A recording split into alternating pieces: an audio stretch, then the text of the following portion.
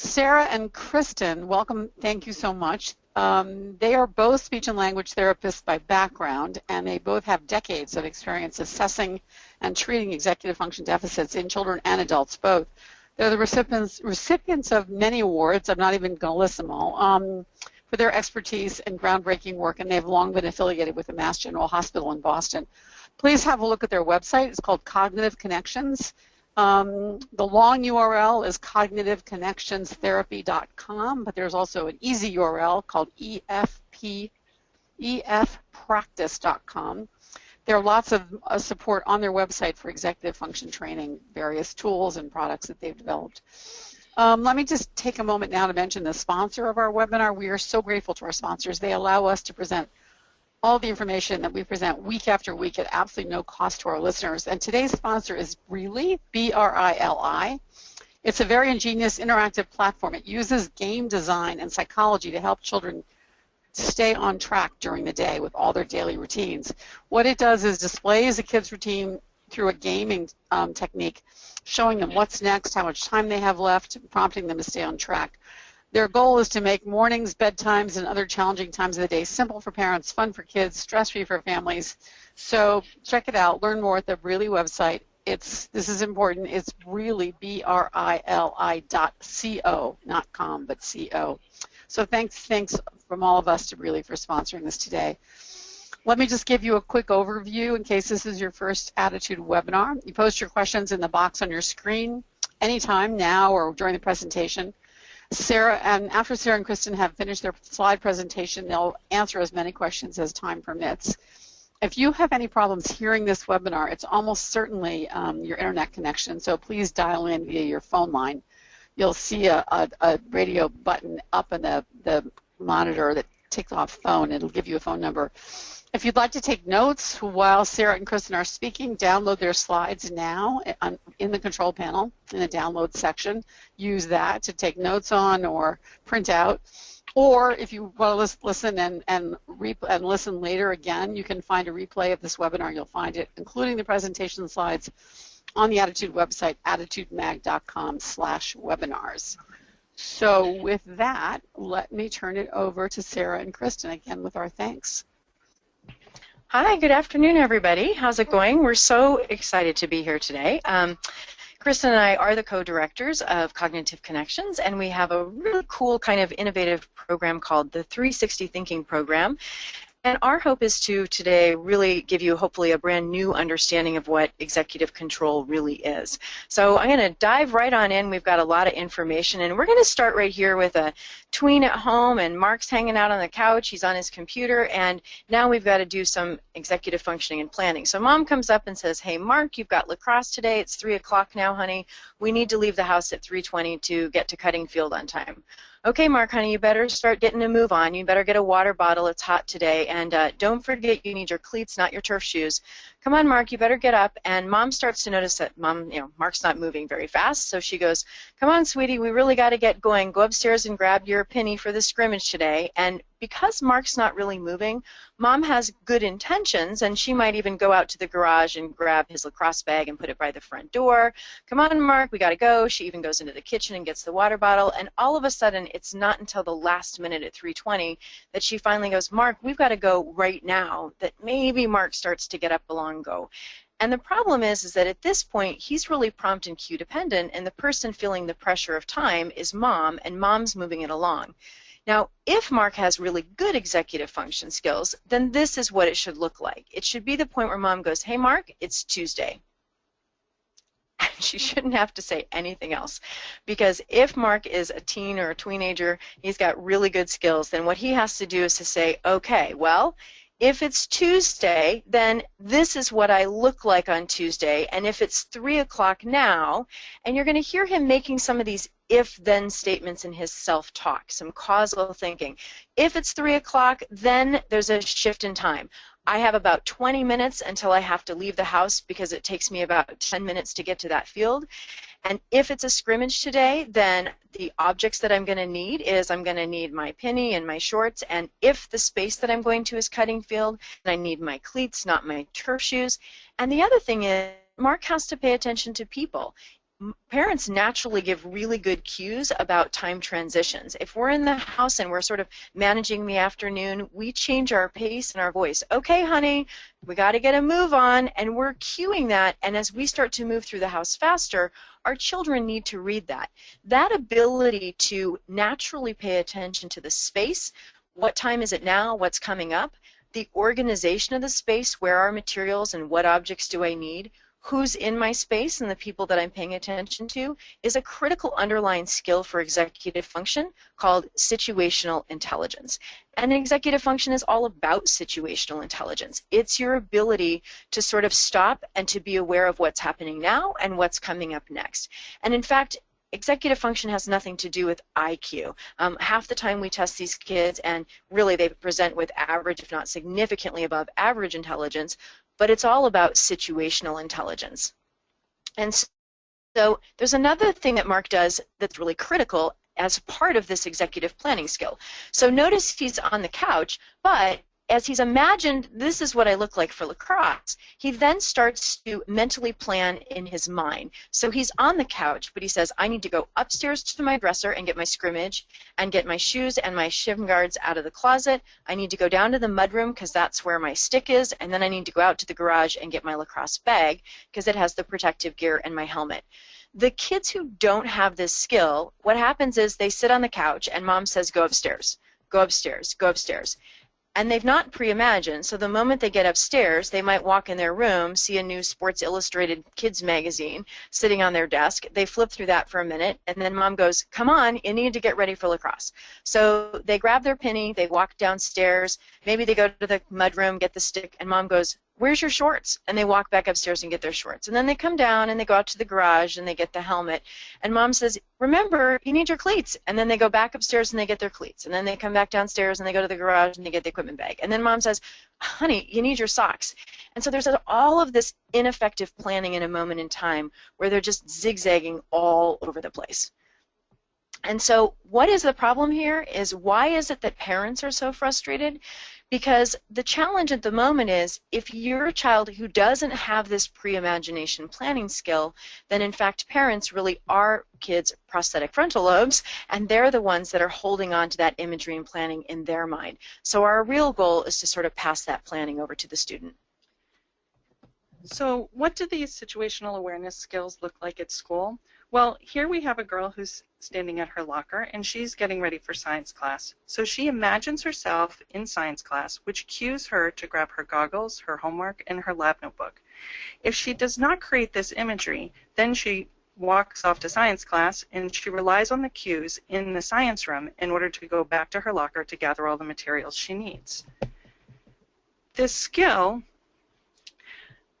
where we have to stop and pre-imagine ourselves at a future moment in time, is referred to as mimetic ideational information processing.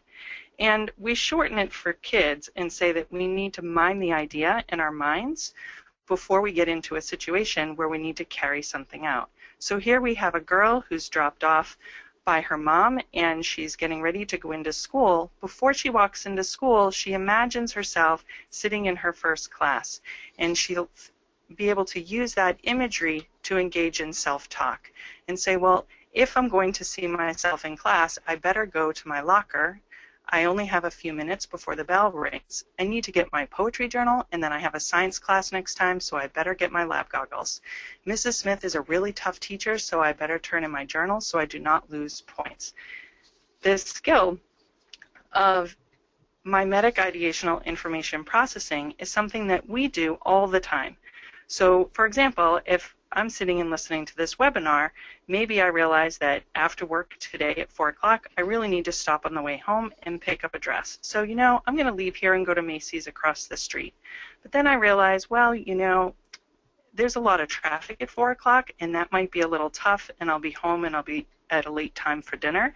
So maybe I'll just get on the road and head home, and then I will stop at a store that's closer to my house and realize I'll feel a lot better if I can get to my house at a time when I can have dinner. These skills of future thinking have 4 elements, and we call this mind miming, and we use MIME as an acronym. we always stop and think, okay, what will it look like in that future moment in time? I will see myself in the store. What will I look like? And then how do I see myself moving through the store in order to achieve my goal? And then how will I feel at the end? I'll feel great because I will make it home in time for dinner. And those 4 features are so important in order for the support we give our students to be executive functioning based. If I'm a student who needs to get ready for school in the morning, I may be downstairs and I need to stop and make an image in my mind of what it looks like in my room where I need to get ready, and then I will see and imagine myself in that space in my room, and I will imagine how I'm going to move through the room to pick up my backpack, grab some notebooks, pick up my sweatshirt at the closet, and then head out the door. And then I will see that I will feel great because I know that I will not miss the bus and I will make it to school on time. All of these skills we put together into one model where we stop in a moment in time and imagine a future moment in time, and we begin our planning by thinking about what something will look like when I'm done. And we make that image in our minds of what it will look like and what I will look like when I'm done, and then we work backwards and we move through the steps that we need to do in order to make the end look the way we want it to. And then we move backwards from those do steps and think about what are all the materials that I need to gather in order to get ready. Once I have that plan in mind, I then start gathering all my materials.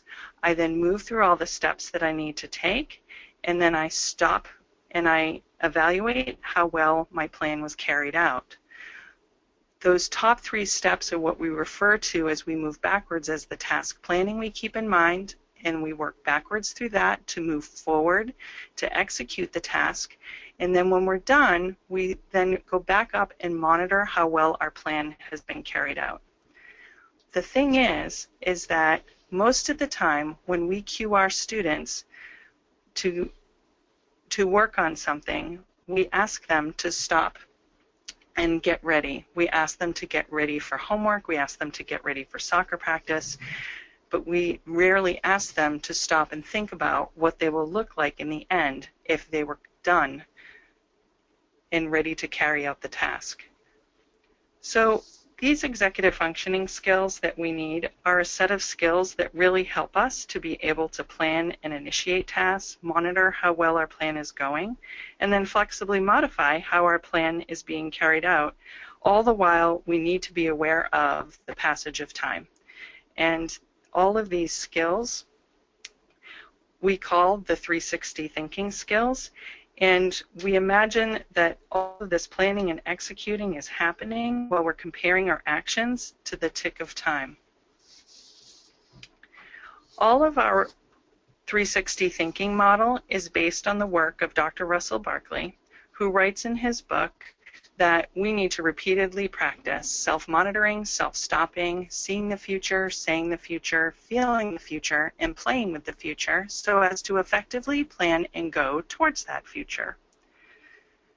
So our whole goal is to talk about how we teach kids the skill of seeing and sensing the passage of time. The best way we have found to do this is to have an analog clock with a glass base and a dry erase marker. If you do have a plastic clock, we usually recommend that you use vis-a-vis markers so it doesn't mark up the plastic on the clock. And then we teach kids how to mark their start time on the clock and their stop time, and then be able to see visually what the volume of time is that they are going to be working on something. We cannot really annotate here, but this is what it looks like. You can see a student has planned to begin a homework assignment at 4 o'clock, and so the line is drawn along that minute hand, and then we sweep the marker around to where the student plans to stop at 4:40, and then fill in that whole time so that they can see that time that they'll be working. And then at 4:40, they'll be done so they can go out and play. We also really love to add time markers. So here we use sticky notes on the clock so that students can see that they will begin reading, say, page 42 at 10:10, and that then they will end at page 51. And then what we do is we mark a midway checkpoint midway through the time that they have planned to work, so that midway through the student plans to be at page 47, and then we use a power clock to set that midway time point so that they can monitor how well they are working towards their goal. If they are working really well towards their goal and midway through they're at about page 47, then they can continue working. If not, then they may stop and replan at that time or change their pace.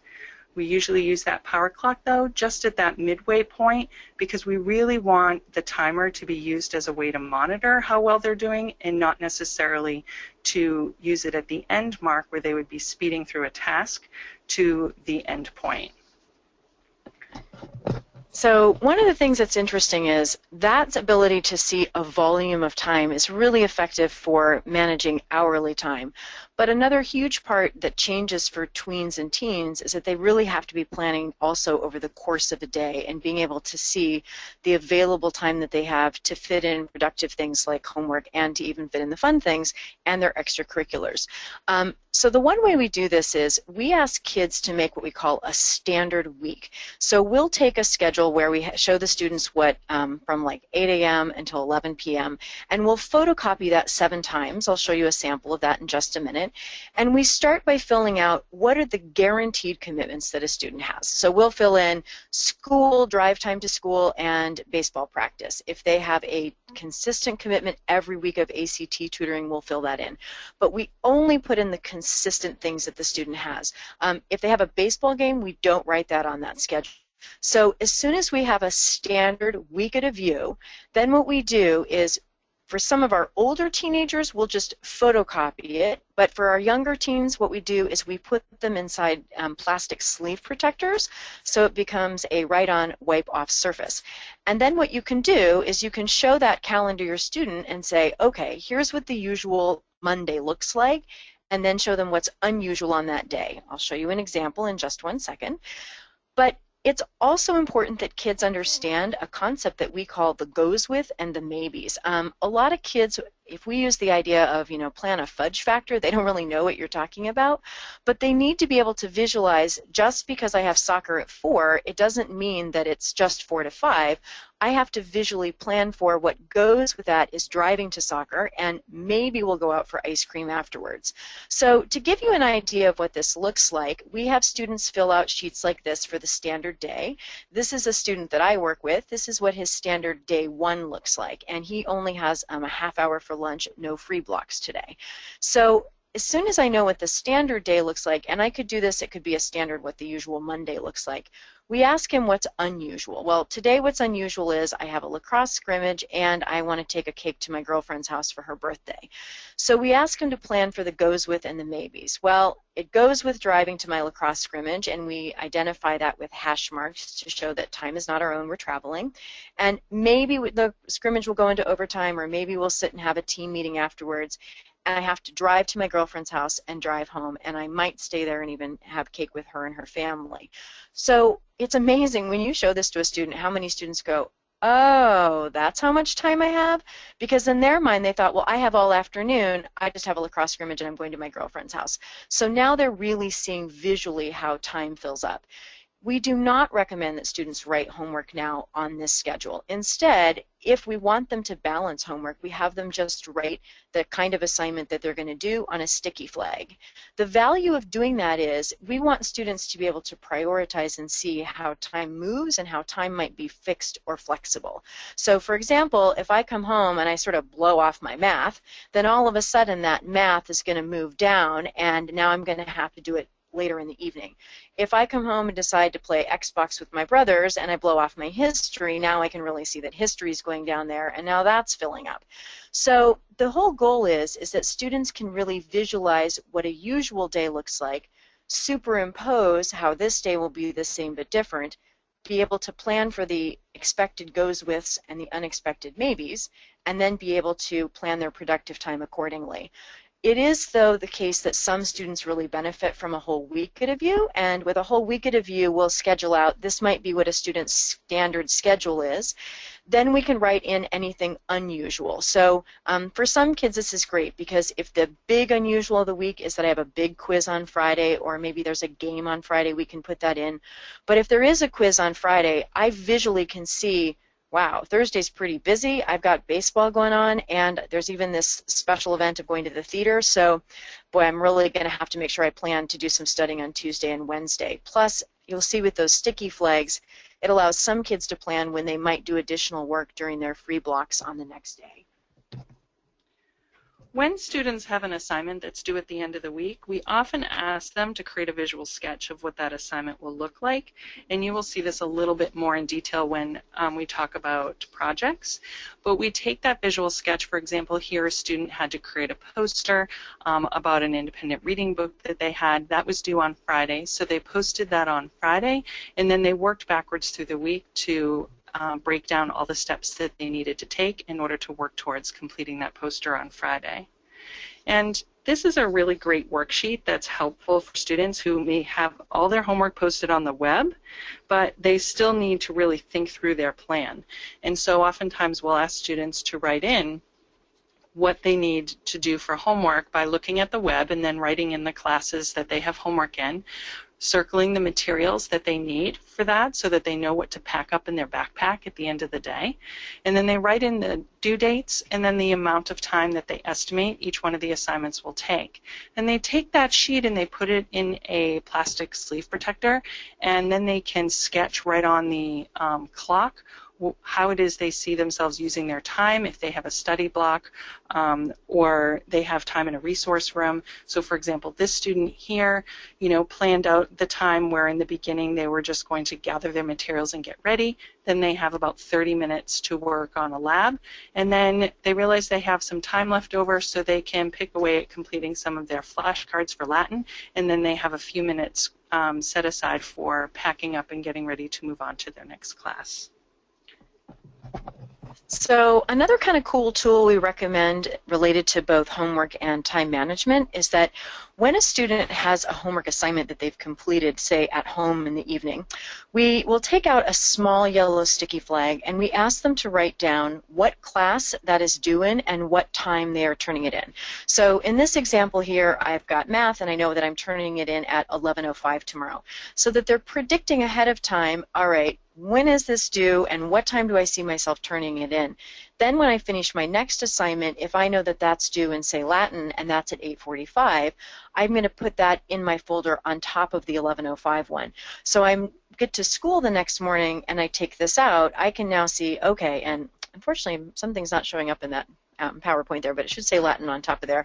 But I can see, okay, so this is due in Latin at 8:45. As soon as I've turned it in, I immediately have feedback that my next thing that I'm handing in is math at 11:05. So it really keeps students on top of what's to do and when.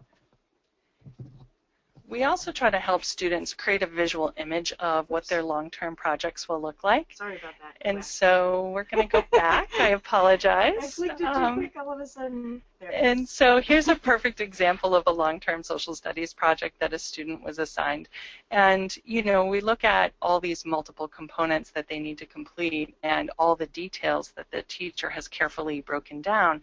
And a lot of teachers will say that students with executive functioning challenges will inevitably be missing one or two or three or more details that they needed to include in their project.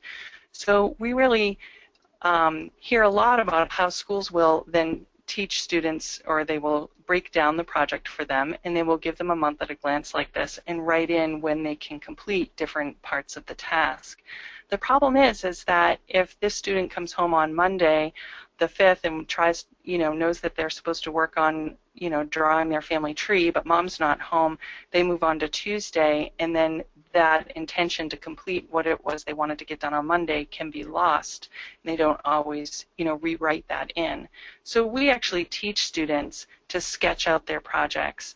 And so this 4-part project that you're looking at here, you can see the family tree is sketched out with all the components from what the teacher had described she wanted included, as well as the 3-page report with a little bit of a template as to what that report needs to contain. And then the poster, and even if the student doesn't know exactly what their poster will look like, they can think about what they know about what most posters look like, and then pieces that need to be included in that poster that the teacher wants to see, and then of course the oral presentation at the end where they see themselves dressed in an ethnic costume. And then what we teach students to do is to literally kind of break the project down. We photocopy the project, and so that we have a project for them to a sketch to always reference, and then we take the photocopy and we cut it up into pieces. And as the student can look at all the different pieces that they need to work on to complete the project, we then have them go to the month at a glance and then use restickable glue and attach the parts that they want to complete on the days when they want to complete them. And this really gives students a visible sense of exactly what it is that they intend to do in order to work at completing the project. And the other great thing that I love about this restickable glue is that if the student does come home on Monday and mom's not there to kind of help them with the family tree and look at some pictures that they need to gather, they can just pick that up and then they can move it. And if they come home on Tuesday and they realize, well, I don't really feel like working on that today, then they can pick that up and then they can move that to Friday. And as students continue to move these along, then they can start realizing that the work that they wanted to get done is starting to really pile up. And then when students start to see, oh, if all of that were to pile up the day before it was due, that would bring me a lot of stress. And so then they can go back to their plan and think about the value in spreading their work out over the time. And one of the things that we find is that very few kids are going to go back and actually erase and rewrite if this is the format in which breaking down the project has been given to the student.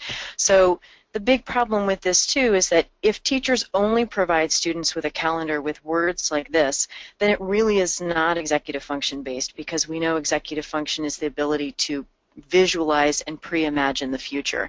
So where this really gives us a visual of what it will look like, the words really don't. So one of the things that is also related to that type of planning relates to studying over the long term.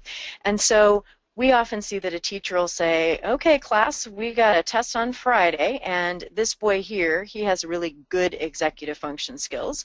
So he mimes the future and says, all right, I see myself at home. What do I look like? I make flashcards. I ask my mom to quiz me, and I see my movement. I've got to make sure I bring a certain set of notes home. Whereas the girl in the back, who does not have such great executive function skills, she hears that there's a test on Friday, and she says, I have a test on Friday. You know, there's no pre-imagination of what her plan is. So the other thing is that we hear this all the time, study for the test next Friday. Parents complain, kids don't really know what study means. And students often equate study with memorize, and they don't really want to start memorizing until the night before.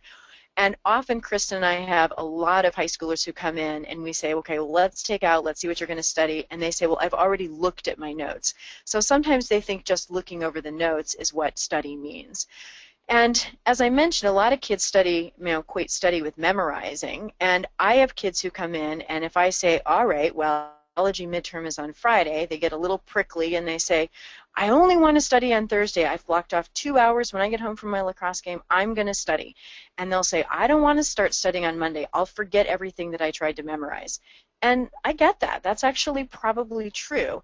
But what a lot of students don't understand, and what we share with all of our students, is what we call the study pie.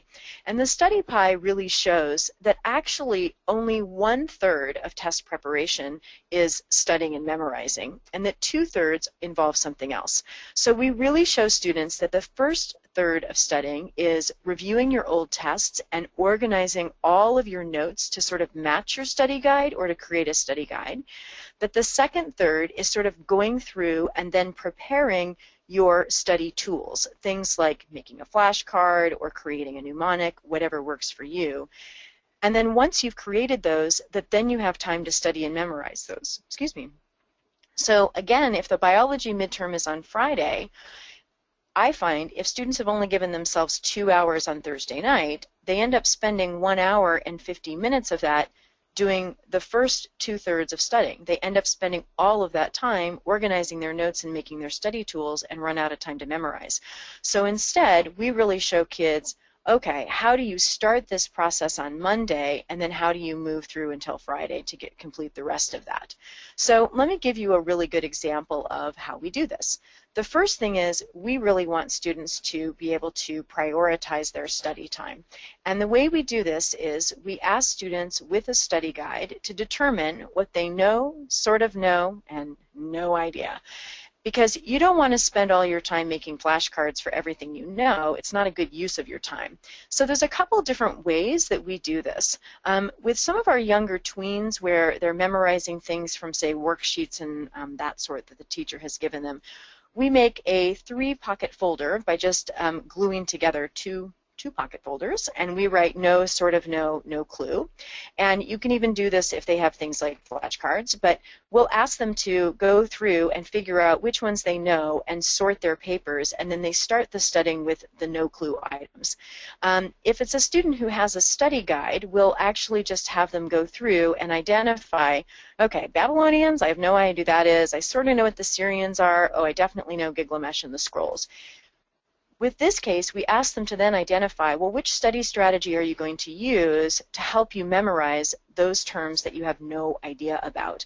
And I even recommend that when I go into schools and I work with a lot of high school teachers, that they add a little column like that right to their study guide. And again, I apologize I can't annotate on this, but you would see a student go through and check off all the things that they know, sort of know, I know that one, I know that one, I sort of know, oh, don't know that one, don't know that one, don't know that one, know that one, sort of know that one. And then they have a priority of, okay, I'm going to start by memorizing and learning and making tools for the ones that are no clue first. And then if I have time, I'll go back and sort of address the sort of knows, and then if I have time after that, I'll review the ones that I know. So the way that it now looks is, yes, my test is on Friday, but Thursday I'm memorizing and practicing. Wednesday, I'm definitely looking through and making my flashcards. Tuesday, I'm figuring out what I know, don't know, sort of know, and then on Monday, I'm organizing my notes. And that way, they've sort of been given some time to prioritize.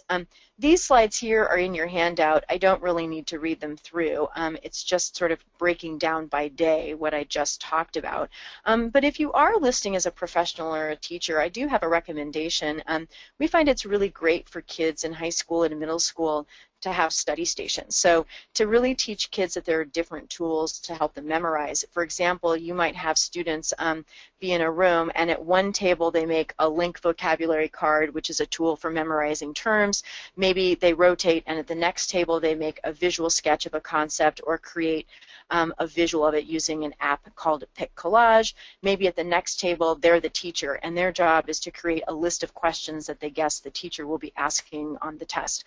We find a lot of students where their test grades are reduced is because they studied it in one way and the teacher asked the question in a different way. Or maybe lastly at another table they gesture and act out a concept or even might mold it in Play-Doh, something like molding neurons or anatomy terms.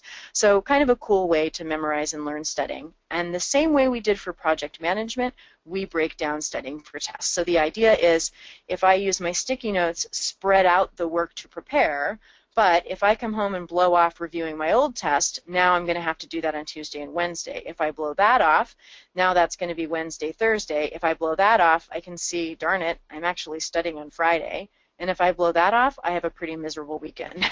So we, believe it or not, don't find that creates anxiety for students. We find it helps them become realistic and understanding that there's more calm to planning. So our website, we have a number of materials that support students with executive function skills. Things like our planner. Yep, you will see materials that we use to teach time awareness, and you will see that we also have an app that's now available where students can plan their time on a clock that's also tracking real time. And of course we have a Pinterest board that has lots of ideas and examples of some things that we like to use in our practice. And I think we're up for questions. Awesome. That was great. I guess for me, that there was a breakthrough concept there, which is that executive function is about visualizing the future, and so many of your techniques relate to different ways to visualize. It's really extraordinary. I mean, to what degree do you think that language disabilities or language processing problems underlie executive function problems? I think significantly, and I'll give you a really quick example of that. If, for example, I say to you that today we're going to have a unique field trip and we're going to be going to the Chicago Museum of Fine Arts. Well, the problem is, if I've never been to the Chicago Museum of Fine Arts, then you might have the argument, well, you can't visualize it, you can't picture it. But the way that we sort of work as human beings is that we use our prior experiences and we break down those prior experiences using language. So one of the things that we understand is we understand that every museum has a ticketing and check-in area. It has exhibits. Exhibits will have plaques. That most museums have a cafe and a really cool store that you can go to. So breaking the language down, now if I say I'm going to the Chicago Museum, I can understand how the Chicago Museum would be the same but different than, say, a science museum that I've already been to. I can guess I'll go ticketing.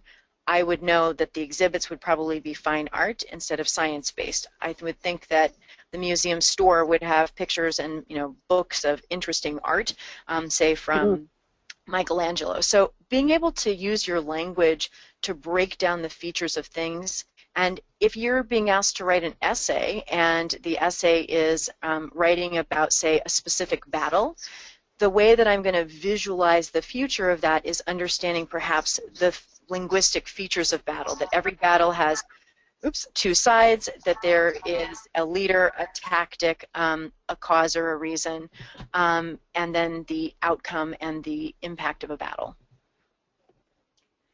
I think in addition to that, sometimes what we'll see with students who have language disabilities is that they will sometimes be able to create that end picture of what something will look like, but when they work backwards to really think through the temporal sequential steps they need to take in order to accomplish that long-term goal, that's where they can really struggle, and they benefit from having some support through that process. Okay. Let's see, there's so many questions here. There's a group of questions that I'll sort of make a generalization. There are probably 30 questions about this that say that this is too much, their child resists this, that it overwhelms them, that they would perceive any effort to get them to work on organizational skills as too much work, too stressful. Just in general, the question is, how do parents get buy-in from their child to embrace, learning a different way of visualizing what's ahead of them? So I'll put on my mom hat for a minute, and Kristen can too. So I have two teenagers. I've got a 17-year-old and I've got a 15-year-old, so we're right in the heart of middle and high school. And I think a couple of things that are important. One is to be very metacognitive about it, that we really talk with kids about, so you are being a planner, and part of being a planner is being able to visualize the future. And so you don't have to sort of feel so overwhelmed by all these things, but just do some small things. So for example, instead of saying to a child, go to your room and get dressed, or go to your room and get ready for lacrosse, or go to your room and get your things that you need for your music lesson or ACT tutoring, it's almost as effective to stop them at the bottom of the stairs and say at the bottom of the stairs, so you're heading upstairs, but remember, when we're planners, we just sort of picture in our mind our plan before we go carry out that plan. So you're heading upstairs, what do you see doing in your room? And just that simple cue of getting them to stop the impulse to facilitate distance. And I love this, it's so fascinating to me. Do you know that 90% of the time task planning happens in a different space than where you execute the plan? Wow. So, I'm in the kitchen and I'm visualizing what I'm going to do for the day, and I plan what I'm going to wear, so that the minute I get into my closet, I've already chosen the 2 outfits. Kids with ADD, because they don't pre-imagine what they're going to do when they get into a space, they get in that space and they wait for the space to cue them to what the plan needs to be, but then there's the shiny object that distracts them. So just getting the student to stop at the bottom of the stairs. Okay, well, what do you see doing in there? Tell me your plan for your bathroom before you go in there. Tell me your plan for managing your bedroom before you even get into the bedroom. That's a little quick trick. And the other thing I find is the whole purpose of, and I was once asked about if I only had one advice to give to teenagers, one piece of advice, what would it be? Because I have more teenagers that will say, I don't want to use a schedule. I don't like those things. And I say to them, the purpose of a schedule is not to schedule you. It's not to jail you. In fact, it's to free your time.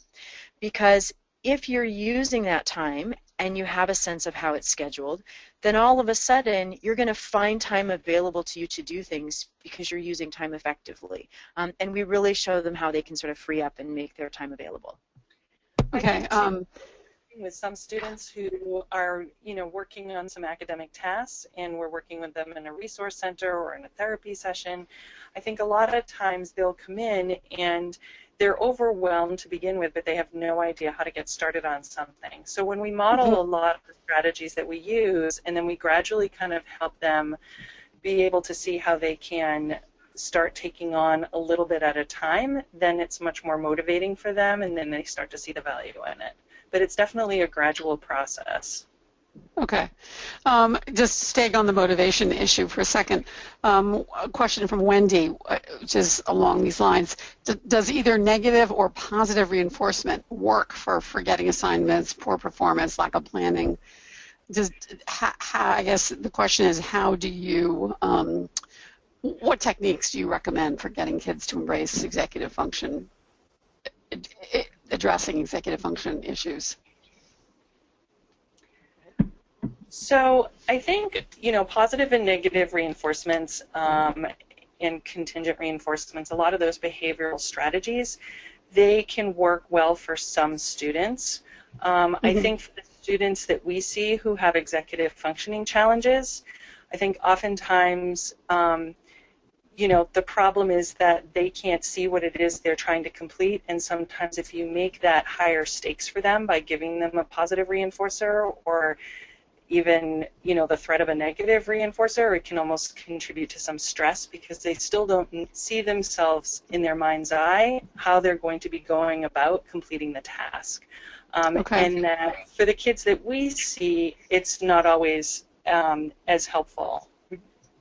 Yeah, I agree. Right. And I think that the other thing that I try to do with that is that oftentimes the students don't know the process, and if they're not a future thinker, then sometimes the consequences don't trigger a change in behavior. So we hear all the time, well, let them not turn in their homework, let them not get credit, let them fail, and that will sure get them in the space where they'll say, oh boy, I don't want that, I'll turn my homework in. It doesn't work like that because they don't know the process of how. So to get a little motivation and buy-in, sometimes instead of saying, here's the homework plan and being open-ended about it, sometimes we'll talk about, okay, well, what's the process that we do over the next 2 or 3 days, and just being consistent about it. And we really provide that full support and coaching. And then what we do is we use something called the gradual release of responsibility, where we do it, and we do it with the student, and we work together, and then it's kind of like, so it's called, basically the teacher does it and the student watches. The teacher and student do it together, and then finally the student does it while the teacher watches. So we make sure that they've independently learned that process. Okay. Just before we leave this question, there's another question that came in which also kind of gets at this issue, and she says, my biggest struggle is knowing how to differentiate between willful disobedience, laid-back attitude, or just actual executive dysfunction. When does my child really need my support, and when should I be holding him accountable? So, we hear this question over and over in our webinars around every issue.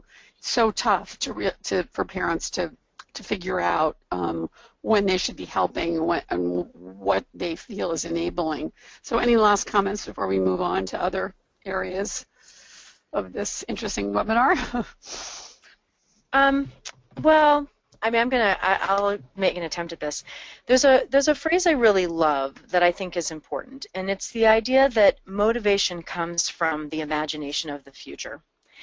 And I think that's really interesting because if you think about it, and we all went to college maybe, and I didn't feel like writing an essay in college. I didn't want to write an essay. So what made me write an essay was that I imagined the emotion of the future. I had the ability to say, how will I feel when it's done? Relief. I'm going to go out with my friends. How will I feel when my professor grades it and gives me the grade that I want? Proud. I want that. But if you have executive dysfunction and you don't have the ability to imagine the future, and we hear this all the time with that phrase about kids with ADD, that their mode of time is now and not now. So I don't have to worry about that essay, it's not now. So my other part about sort of the differentiation between, opposition, willfulness, laziness, whatever, I go with the benefit of the doubt that students will do well if they can, kind of that thing by collaborative problem solving. I definitely start with not, let's look at the assignment, but I really start with the future desire of that student. So if I have a kid who comes in and I know that they have a biology lab report, I find it hysterical. Mom will write me a note and say, he needs help with his biology lab report. The junior in high school walks in and I say, I hear you have a biology lab report, and he says, my mom has no idea what she's talking about. And I know it's due and he knows it's due. But if I start with that future and say, so when you leave here this afternoon and you head back home, what do you see that you'd really like to do this afternoon tonight? I want to go longboarding. Really? Where do you want to go longboarding to? Oh, fabulous. And we really talk about what that future goal is. And then we talk about what does it feel like if you're longboarding, but somewhere in your head is, ugh, I got to work on that biology report. So how could we use this time to actually have that done so that you can achieve your future goal? So you've got to also find what is intrinsically motivating to that student about having it out of the way, and then seeing the value of the tools that actually help them achieve their own future goal. And I think, again, motivation comes from the imagination of the future. Help them see the value and benefit. Okay, that's great. This question probably doesn't have an answer. This is, at what age do we stop helping them plan? So I have a 13-year-old who's so disorganized. His stress levels and anxiety are sky high around test project. Should I be doing the planning schedule, or just, you know what, I know the answer to that, helping him see the future, right? I mean, yeah. I think, yeah, this is another manifestation of the question of, should I let it happen or should I step in? Another question from a number of people is, would it be helpful to have my teen listen or look at this webinar?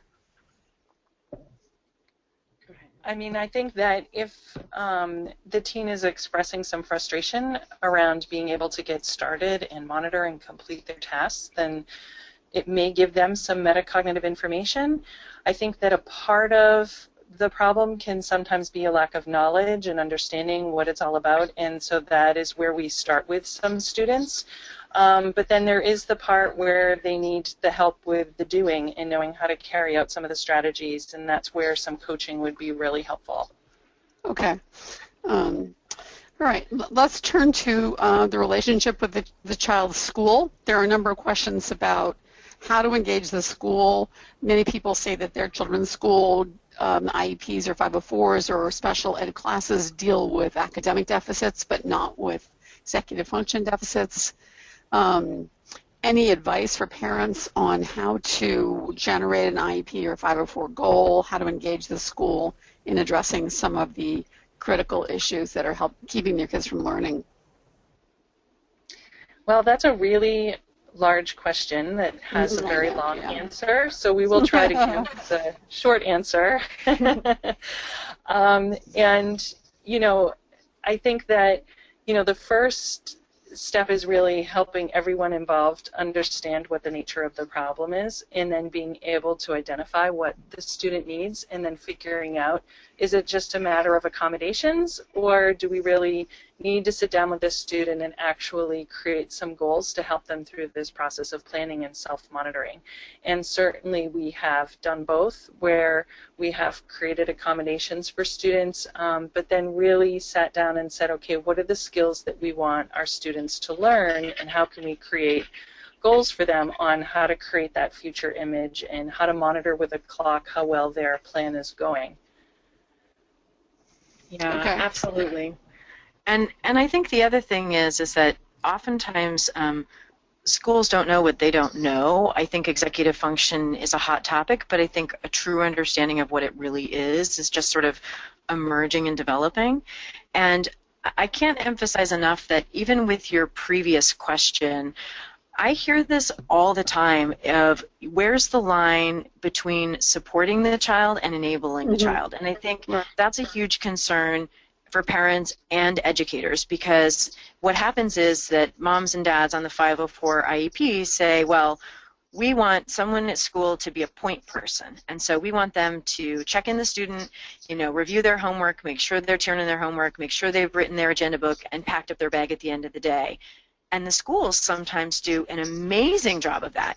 And then even though they've done that, the student gets home and they still have no idea what to do, because even though they've done it in the moment in school, they haven't actually pre-imagined and figured out in that mental dress rehearsal how they're going to carry out that plan when they get back home, and the generalization of that.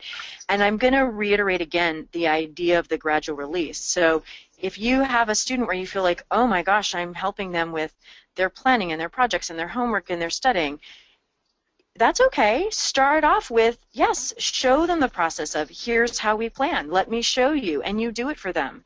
And then maybe the next time you say, here, let me show you, now you help me a little bit with this. And then the next time say, okay, let's do this together 50-50 until you see that they're learning the process of the how-to, and then you say, hey, I think you're ready. Go for it. Give it a shot. Let me see you do it, and I'll, step in if I see that you haven't quite gotten that process.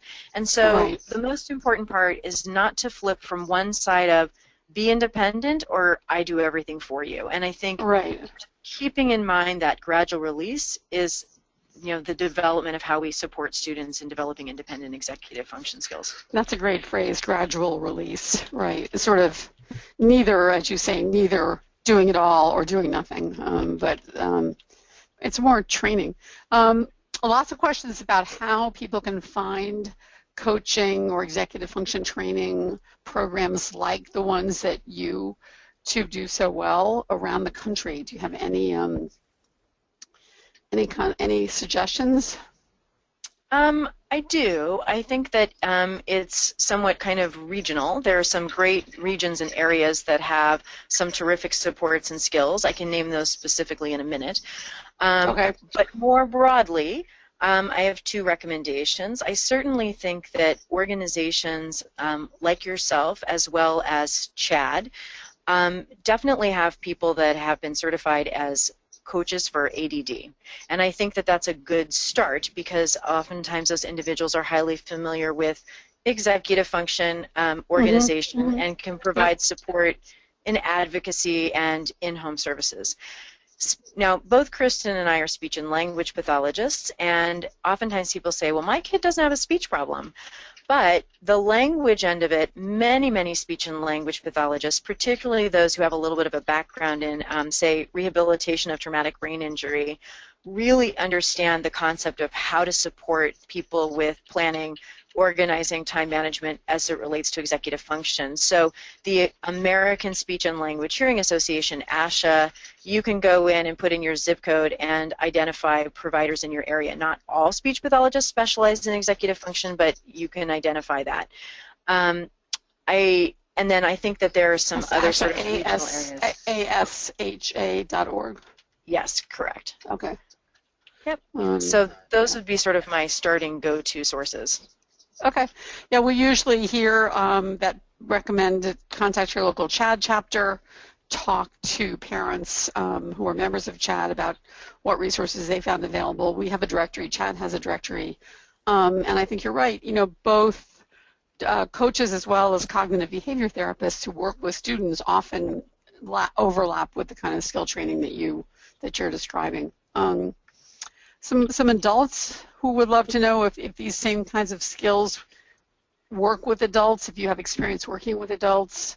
Can adults also have executive function deficits is one of the questions. Absolutely. When we look developmentally, of course, these skills, if you're on a totally normal track, aren't fully developed until 23 to 26 years of age anyway. So both Kristen and I have many, many adults on our caseload that we work with, and we are still using many of the same strategies of supporting them in managing and being able to see what a day looks like, to be able to identify, hours of productivity, and that when they have an hour of productivity, not just to say, what am I going to do, but rather to start with that visual end in mind, that if I go into my office at 4 and someone knocks on my door at 5 o'clock and it's been a productive hour, what do I actually see that I've completed? So, for example, I have a professor on my caseload, and I'd say, tell me your plan. He'd say, I'm going to grade papers. Okay, well, that's great, but if I knock on your door at 5 o'clock, how many papers have you graded? And he'd say, 200. Well, realistically, if each paper is 3 pages and it takes you a minute per page, you're looking at 300 plus minutes of grading just a single, group of papers there. So it's not realistic. So we really support even adults in being able to understand, what does a productive time look like? How do I accurately calculate time, avoid the planning fallacy, and work backwards to be effective? Matter of fact, I had an adult that I saw this morning, and we pulled out that timer and said, okay, you've got to have this. He's a programmer. He had to have a program distributed to his boss. And I said, you have to have it done in an hour. You've got to set that timer for 30 minutes so that at 30 minutes you're checking in and using metacognition and self-talk to self-monitor. Am I halfway done? Am I where I need to be? Am I still focused on the goal? And if not, let me self-monitor and shift accordingly. Okay. We are out of time. There are just rave comments. I will send some of them to you afterwards. Things like, where were you when I was a student? Or could you please teach my students? And someone else said, just have Sarah and Kristen come back for every webinar. So everyone's very grateful and really enjoyed this. It was tremendously helpful. Listeners, please download the slides on the Attitude website, attitudemag.com/webinars. Thank you again, Sarah and Kristen, so much. We hope you'll come back for another round sometime in the future. And thanks again to Breely, our sponsor, the makers of a software that helps students stay on track by visualizing. I see now that that's the key, visualizing through gaming what's going on for them in their daily life. Thanks, everyone. Thank you. Thank you.